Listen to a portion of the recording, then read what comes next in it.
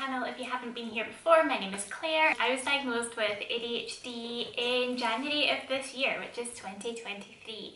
And this is the time where I'm going to talk you through my journey to diagnosis, which was not straightforward, let me tell you right now.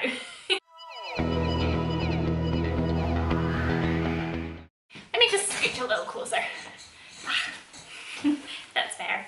So this is just my journey to receiving my diagnosis. It's not how I discovered that I had ADHD or when I thought I might have ADHD. People who are on their path to a diagnosis, it can be so isolating and frustrating, and so I just want to let you know I've been there, I'm with you, I know it's tough, stick it out, and there are always options. So the first step for me was going to my GP, which is the first step for a lot of adults who are undiagnosed.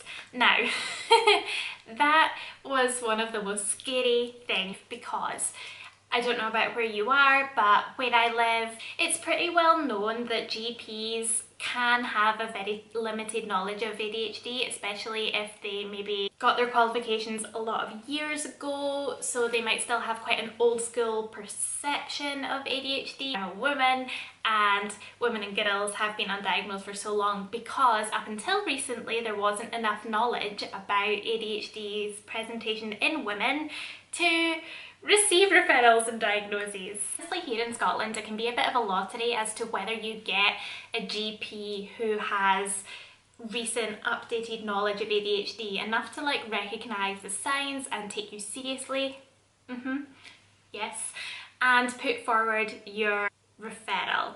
Like most people, before I even got to this GP stage, I have done extensive research in ADHD. Now, I'm also a psychology student, so I had a lot of the tools available to me that the average person wouldn't. So I'd say I probably went in with an above average knowledge of ADHD. On top of that, I've actually worked with neurodivergent people since I was 16 years old, and I am now 31. So I had that base knowledge and experience as well. The positive thing is that when I got in, the GP really did take me seriously. He was excellent. There were some hiccups in that he did have some misunderstandings about how ADHD can present. So for example, he tried to argue that I couldn't have ADHD because I attend a prestigious university who are known for being difficult to get into, and I was doing generally okay. I definitely wasn't doing my best. But my grades, you know, I was passing, I was getting along. The other argument he presented is that I've been running my own business successfully for a lot of years, and I had what he perceived as success. However, that's problematic. The reason that's problematic is because those actually are signs and symptoms of ADHD, and that was my ADHD presenting. That ADHD contributed to my perceived success. People with ADHD are known to be high achievers. They are known to be ambitious. They are known to like put themselves out there, take risks. And ADHDers are also known to thrive when they are running their own businesses because they can decide their hours, they choose when to work, they choose how to work, they can chase their passion projects. I know my camera died, and I think we might just have to like continue this on my phone, which I know is like rubbish quality, but bear with me, I'll try my best. Anyway, so despite my GP having some limited knowledge of how ADHD can present in adults and also women generally. Oh, I'm getting a phone call. Ugh, it's all happening. Hello? Hello? I'll get this video done at some point. Nothing ever goes smoothly. What was I saying again? Oh dear. Yeah, so despite I'm getting another phone call, would you believe it? Hello? Hi. I cannot remember at all what I was saying at this point. The GP, yes. So it wasn't all bad. He really did listen. He thought that it was definitely worth exploring, even though he used evidence for ADHD against ADHD. But I prepared a lot. I took extensive notes in, really listened and took me seriously. So he put through the referral. I had actually done some screening through my university, and I'd taken that as evidence to the GP, my little surveys and questionnaires and the reports that I got back from that. So like a week or so later, I got a phone call, and it was from the GP practice. Actually, I had several missed calls and voicemails that I never managed to answer, so like A few days later, after the original phone call, I finally got hold of the GP practice and the person who I was supposed to speak to. They had received a letter from the psychiatrist asking for my university to do a specific screening. Now, I just went along with it. I assumed this was a normal part of the process. So I said, great, I took the details, and then I approached the university and asked them about this. And this is where it got complicated. Essentially, the short version of the story is that they told me, no, they don't do that. Fun fact, that was not an ADHD screening that they were asking for, it was an autism one. And this is actually really common because there's a lot of overlaps between ADHD and autism, and it's really important to rule out autism in the ADHD diagnostic process. Or if you're not ruling it out, look at both together because they can and often do present together. This added more complications because the university still said no because they don't conduct that assessment, but they do conduct their own version. However, because I didn't have the letter myself as proof because it went to the GP instead of me, they weren't going to conduct it. I don't know, maybe they didn't trust that I was being honest, which is a really weird thing. So naturally I asked for the letter. I could have proof to provide the university, but I was told that even though it's about me and addressed to me, because it was something to do with accessing private confidential records, which are my own, I would have to go in, sign loads of forms, and it would take about 4 to 5 months for those forms to be released to me. This is exactly what the receptionist said to me at the GP practice. For the first time in my life, I self-advocated, and the reason I had to is because I had no other choice. Because I called up the GP and I explained the situation. They said that they couldn't do anything about it because they didn't know anything other than what was in the letter. The way my health board works, I'm not allowed to directly contract the psychiatrist because, well, I don't know, for probably 6 million reasons, I don't know. But because I'm not officially on their books yet, I can't speak to them directly. So my GP surgery didn't know what was going on. I couldn't contract the psychiatrist, and the university were denying me what the psychiatrist has asked them to give me. So I was really stuck and totally lost. I had nowhere to turn. I was helpless. I kept turning to all these professionals and not a single one would help. Eventually, I pestered the university into giving me autism screening. Again, not straightforward because it was not the official screening that the psychiatrist had asked for. And also in itself, I have a background working with autistic people, so I do have a basic knowledge, like I said before, and the questions that they'd set as a university. It wasn't an official scale. I honestly don't know who created it. However, it was not up to date. It was very dated. There were a lot of very problematic questions in it. It was as if they'd never heard of the double empathy problem. Now, I won't really get into the double empathy problem here. Feel free to look it up. I might even put a link to the Milton paper below if you want to look into that yourself. But it is a massive deal. Essentially, I was going through this test that I didn't trust. I had no faith in because I knew that it wasn't recent, it wasn't grounded in research. There were a lot of issues, okay?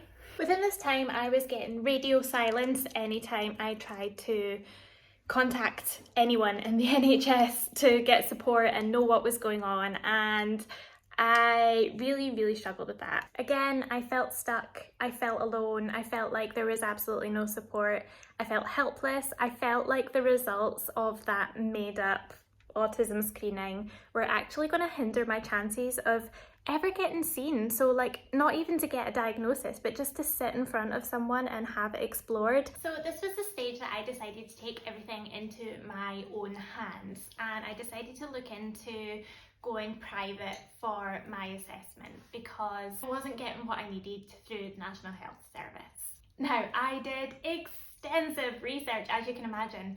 I am actually not someone who can afford to pay for private healthcare. I really not. I have ADHD. My finances are a mess. I found the money and it meant sacrificing a lot of things. I was just so desperate. So desperate. I can't even tell you how desperate I was just to sit in front of someone who was going to listen to me and pay attention and take me seriously. I decided to look local rather than an online service. I know there's a plethora of online services who will give you private assessments, but I wanted someone who could work collaboratively with my local health board and in the NHS so that if I did receive a diagnosis, I was advised to look into medication, then there would be potential through shared care for them to work collaboratively with the NHS. I just felt that my chances were greater going for a Scottish company. So that's exactly what I did. There were a few options. I chose the one that I felt was best suited for me. That's a very personal choice,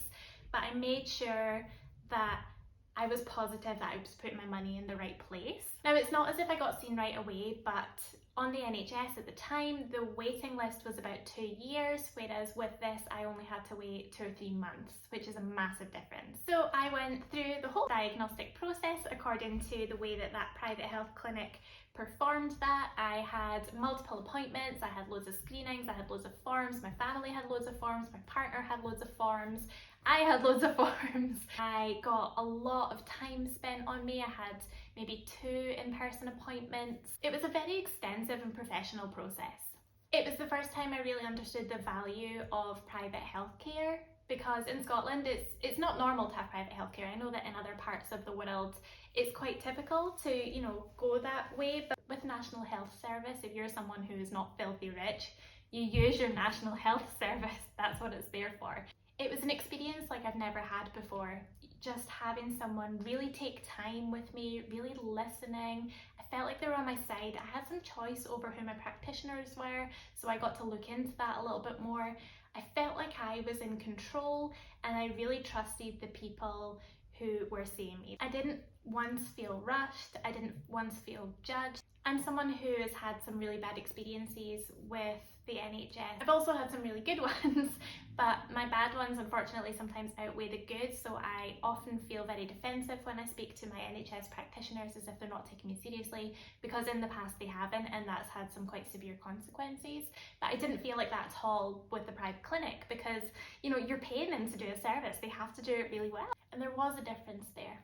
In the end, I received my ADHD diagnosis, combined type hyperactive and inattentive, but the journey doesn't really stop there, because treatment is a thing.